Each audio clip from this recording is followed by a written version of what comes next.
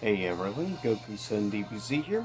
Thought I'd quickly mention, look at Box Office Mojo, and so far as of right now, on Monday, August the 21st of 2023, look at so far what are the top 20 largest grossing films of the year so far.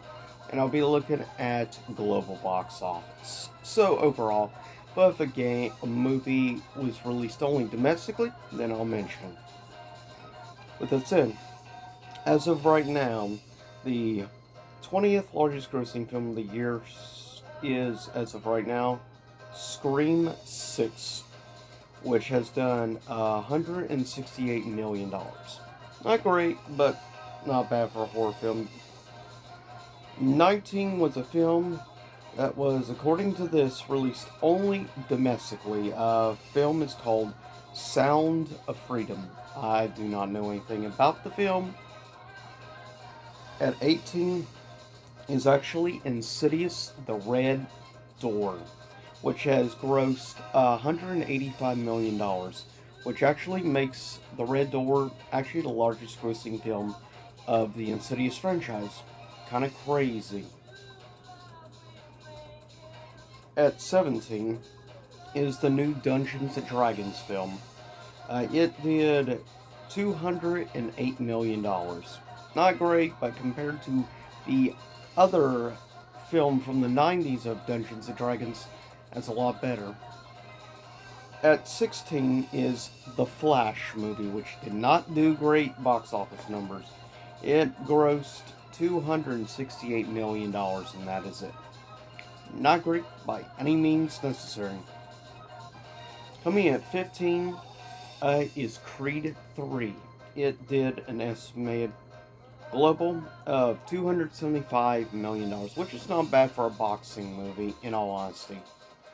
So the Creed films are doing at least decent of sports films. Coming in as of right now at 14 is Meg 2 The Trench. I don't know why the heck they felt the need to make a sequel to the Meg. I guess because the first one did decent box office numbers. The new one, not as great as the previous, but as of right now, it's at 14 for the year with 316 million. At 13, doing an estimate of 375 million, just shy of 376, is the most recent Indiana Jones film, Indiana Jones and the Dial of Destiny, which has done like less than half of what Kingdom of the Crystal Skull did in box office, which is nutty. At 12, doing $426 million is John Wick Chapter 4. I have no problem at all seeing John Wick being one of the better performing films, as I think Keanu Reeves has done a great job. If you want just a really good classic style action film, you can't go wrong with the John Wick films. At 11 is Transformers Rise of the Beasts, which I have not seen, but it did $438 million, which is not great versus what most of the disgusting films by Michael Bay did. I know most people try to give the first Michael Bay film a pass or something. Yeah, sure, give it a pass if you want. I still think it's not that great of a movie overall. Personal perspective, but when you go against something like Bumblebee, which puts all other live action films to shame, and they actually had a good heart and stuff in the film. I have not seen Rise of the Beast, so I have no real perspective as of yet on that film.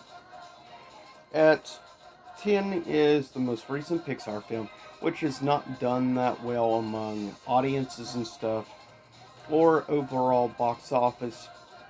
It did $458 million. It may sound okay, but not when you know that the film actually cost over $200 million to make. It's estimated to have cost somewhere between 200 and 250 million to make Elements, and it should not have cost that much money to make, given the Mario movie was made on 100 million, less than half of that. and it ended up doing over 1.3 billion. Speaking of stuff, coming at 9 is Ant-Man and the Wasp, the Quantumania, which did 476 million, but it cost like 250 million to make that film. And that's one of the reasons why Disney is going down the tubes, because they can't seem to get their spending under control. Warner Brothers, thanks to David Zaslav, is getting better on spending less money on their films overall, because they actually have a CEO that's trying to keep spending under control, which is the reason why, well, Disney's in this situation because of Bob Iger has not done anything to get spending under control. So he's a big one to blame for a lot of the issues at Disney. Coming in at number 8, doing so far an estimated 541 million, may sound decent. Talking about the most recent Mission Impossible film, which I believe cost around 200 million to make. So, may sound good, but it might have only really broken even. But at least it wasn't a box office bomb. But still, 541 million is not great for a Mission Impossible movie. Because usually by now, expecting Mission Impossible films to be making minimal at around like 700 million. But it's because they didn't do much with advertising and marketing. That's the big reason. Coming in at 7, I can't believe it's actually at 7. The live action adaptation of The Little Mermaid did 567 million. May sound good, but looked up actually how much money Disney spent on that film, and guess what? They spent $300 million to make that live action adaptation of The Little Mermaid. 300 million plus marketing and everything. You're probably talking like 350 million or so. So yeah, it's not made a profit, that's for sure. Because you have to keep multiple contributing factors into effect. At number 6, very deserving to be higher up, and I wish it had done more than this, as it is a superb great film. It is easily in my top 5 films of the year right now. And that is Spider-Man Across the Spider-Verse. Is at 6. It did $686 million at the box office. I kind of hoped it would have done more, like 8 or 900 million, but given the first film did under 300 million, that means this film did over double the first film. Plus, they spent, I believe, marketing and everything. I think they spent about 150 million on the Spider-Man movie, but that's because Sony made it. So it was an absurdly out of control amount of money spent. But nevertheless, is a superb great film. Easily in probably the top 5 best Spider-Man movies of all time. Easily. Coming in number 5 is Fast X, or Fast 10, whatever you want to call it. It did 704 million, which is not very impressive given like 2 of the previous films did over $1 billion each. But maybe I should show people are finally getting tired of the Fast movies. As all it is mindless racing with Vin Diesel and his giant oversized ego. Coming in at number 4 is a film I have not seen, and I really need to see as a uber fan of Christopher Nolan's work. And number 4 right now is Oppenheimer, which has done 717 million, which is not bad, and given they spent about 100 million to make the movie, so it actually has done a profit. So congrats to Christopher Nolan for another another successful film at the box office, and the fact you can always expect good quality when it comes to his work. At 3 as of right now is Guardians of the Galaxy Volume 3, which has done the most of all 3 of the Guardian films. It did 845 million. I have not seen, I will eventually get around to seeing Volume 3. As a big fan of Guardians 1 and 2. But from everything I've heard from people that have seen it, really like it, and most people's opinions, is by far the best film of Phase 4. which sound at least makes me happy as a fan of James Gunn. At number 2 for the year blows my mind. The second largest grossing film of the year is Barbie.